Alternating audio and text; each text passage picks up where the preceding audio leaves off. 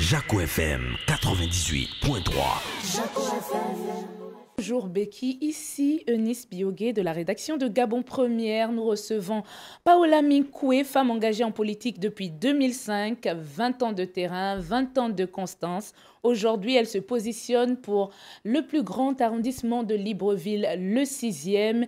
Elle a un projet qu'elle nous partagera sur les 98.3 FM. Bonjour Madame Paola Minkoué, c'est un plaisir de vous recevoir ici. Bonjour Eunice, c'est un plaisir partagé également. Alors, quelles sont les motivations de votre positionnement au 6e arrondissement? Qu'est-ce que vous voulez apporter aux populations? Alors, les motivations sont nombreuses. La première motivation, c'est d'abord, je suis fille du 6e arrondissement, j'y ai grandi. Et depuis plus de 20 ans, que je me suis engagée en politique, et plus précisément depuis 15 ans, j'ai un œil particulier sur cet arrondissement où le constat, quand nous sommes arrivés dans cet arrondissement, c'était une ville bien tracée, où il faisait beau vivre. Aujourd'hui, le constat, il y a l'insalubrité, les ruelles, les populations construites sur les ruelles qui étaient tracées, mais également le chômage de nos plus jeunes, nos petits frères et nos sœurs. Voilà. Alors, ce qui m'amène un tout petit peu à candidater au niveau du 6e arrondissement. Et donc, quels sont vos projets pour cet arrondissement? Alors, la gouvernance locale qui implique la citoyenneté, le vivre ensemble, mais également avec la décentralisation qui va arriver, qui est une opportunité qui sera désormais... qui confère désormais les pleins pouvoirs aux élus locaux, qui nous permettra peut-être de travailler mieux ou améliorer, pour ne pas dire travailler mieux, améliorer les conditions de vie des populations en prenant des décisions plus proches de ces populations-là. Donc la participation citoyenne. Alors parlons de la gouvernance locale. Que comptez-vous concrètement faire sur le terrain?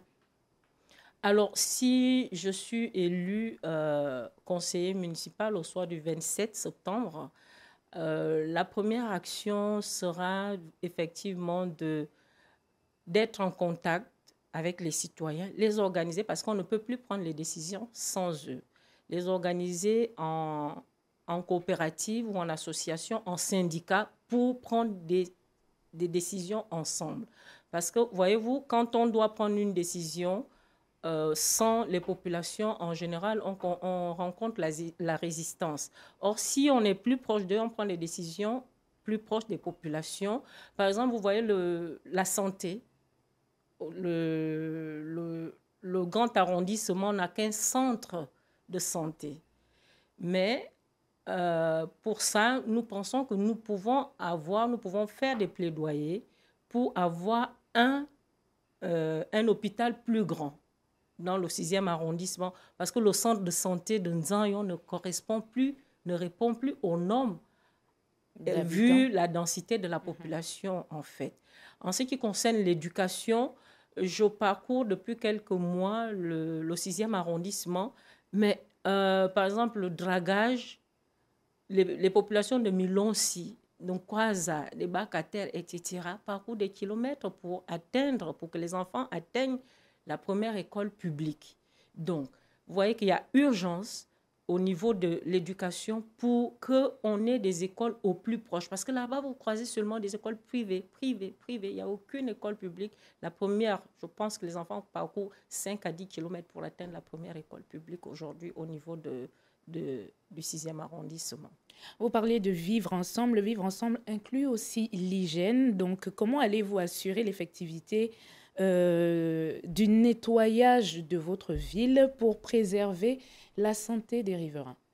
Mais là aussi, en même temps, ça va créer de l'emploi, encourager des Gabonais à créer des petites entreprises qui peuvent traiter directement avec la mairie pour le ramassage d'ordures. Je pense qu'il n'y a que comme ça qu'on peut pallier à ça. En même temps, on assainit, on embellit, mais en même temps aussi, on pourra créer de l'emploi pour essayer de pallier au chômage des jeunes. Mais c'est à eux de s'approprier tout ce qui sera fait comme projet pour pouvoir effectivement être au cœur de l'embellissement de leur ville et des décisions.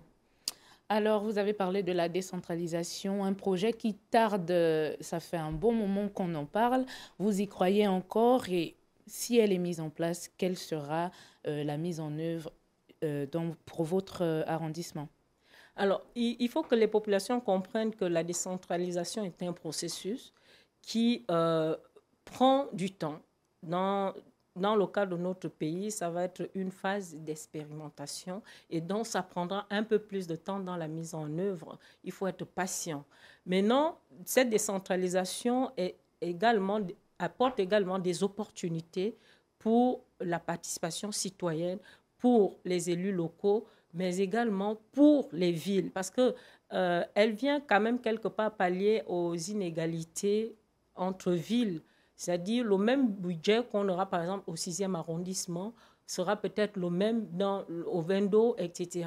Et quelque part, ça met les villes en compétition parce qu'on n'aura plus d'excuses de se dire pourquoi telle ville à Kanda est mieux développée que telle que Nzanyon. Non, ce sera maintenant des managers et les citoyens de s'approprier et de bien faire les choses.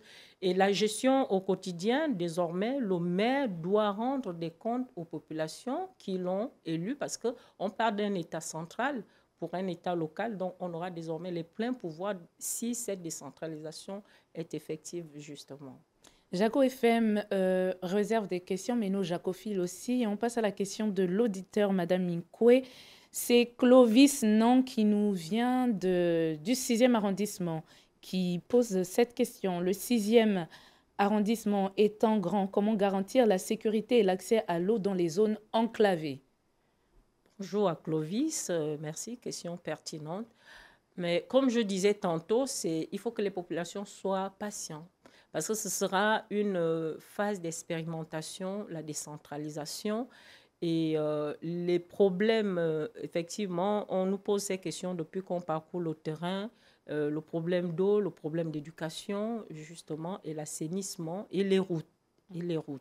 Il faut reconnaître qu'il y a une partie qui est déjà bien faite parce que j'ai parcouru mon arrondissement depuis 2 ou 3 mois. Il y a des zones qui étaient quand même enclavées où les pavés sont aujourd'hui, mais beaucoup reste également à améliorer. Donc, l'eau va arriver. Il faut que les gens comprennent que les populations ont toujours une longueur d'avance sur l'État, mais l'État finit toujours par arriver et prendre ses responsabilités. Et dans le cadre de la décentralisation, je pense que désormais, ces responsabilités seront prises et les maires ont et savent le pouvoir qu'ils auront désormais pour effectivement pallier à ces questions auprès des populations. Donc l'eau va arriver, qu'on soit un peu plus patient, l'eau et le courant vont arriver et autres choses. Alors, il y a ce focus sur la décentralisation, un projet qui tarde. Ça fait des années qu'on en parle. On espère qu'elle sera effective. Mais si elle prend du temps, il faudra pouvoir commencer à travailler. Est-ce que vous avez un plan B ou est-ce que vous pensez à travailler avec des partenaires sociaux pour le développement du 6e arrondissement? Mais je crois que jusqu'ici, les mairies ont fonctionné comme ça, avec les opérateurs économiques et les partenaires. Et puis, nous, le plan, moi personnellement, si je suis amenée à être... Il faut créer des jumelages entre des villes, en fait. C'est-à-dire, la mairie du 6e arrondissement peut avoir un jumelage avec une ville d'un autre pays qui peut aider à subventionner certains projets en attendant que la décentralisation soit effective. Ça, c'est des possibilités et c'est des plans qui sont miens.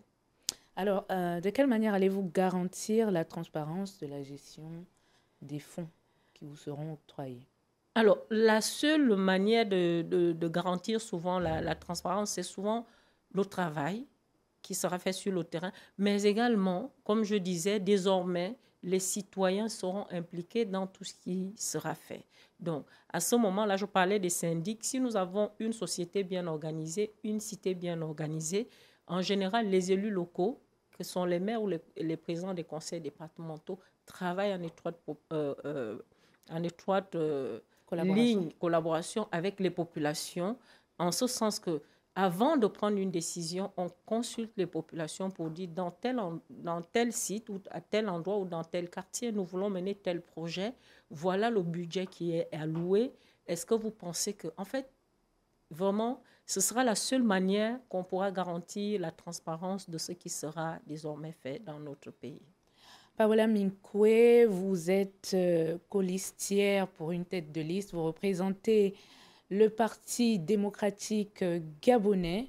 Vos électeurs du 6e arrondissement vous écoutent. Quel est le message avant de nous quitter? Alors oui, je représente le Parti démocratique gabonais. J'ai fait le choix de responsabilité parce que j'aurais pu changer comme tout le monde, mais j'ai préféré rester au Parti démocratique gabonais parce que je défends des valeurs. Tout n'est pas mauvais. C'est une entité juridique et ce sont les hommes le problème en fait. Les managers qui ont toujours été, mais pas tous, parce que nous avons quand même des exemples. Nous avons la camarade Camélie Antoutoum et pourtant les PDG, mais ministre d'État de la République. On sait, on voit ses œuvres, ses actions sur le terrain. Ce sont les hommes en réalité le problème. Et partant de ce postulat, moi je me suis dit, ça fait 20 ans que je me suis engagée au sein du Parti démocratique gabonais. Je n'ai pas été aux affaires, mais nous assumons tout ce qui nous est reproché. Et donc, j'en appelle aux populations du 6e arrondissement pour voter la liste PDG parce que la tête de liste, qui est Mme Mungani Frida, a déjà fait ses preuves. Elle a été mairesse au 6e arrondissement et les gens reconnaissent le travail que cette dame a fait au 6e arrondissement. Et donc, c'est le choix de confiance, de responsabilité. Et donc, voilà mon message tout simplement auprès des populations. Merci Paola Minkwe d'avoir répondu aux questions de Jaco FM. Bonne campagne et à bientôt. Merci Madame Eunice. Jaco FM 98.3. Jaco FM.